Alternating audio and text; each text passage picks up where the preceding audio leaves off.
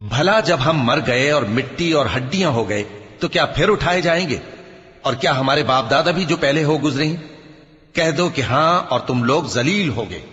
بس وہ تو ایک زور کی آواز ہوگی اور یہ اسی وقت دیکھنے لگیں گے اور کہیں گے ہائے کم بختی ہماری، یہی جزا کا دن ہے۔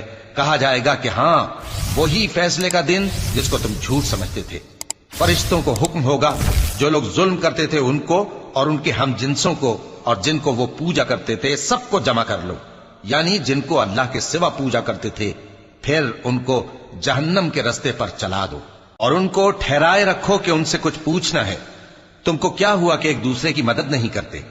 اصل بات یہ ہے کہ آج یہ لوگ اپنی غلطی تسلیم کر رہے ہیں اور وہ ایک دوسرے کی طرف رخ کر کے سوال و جواب کریں گے۔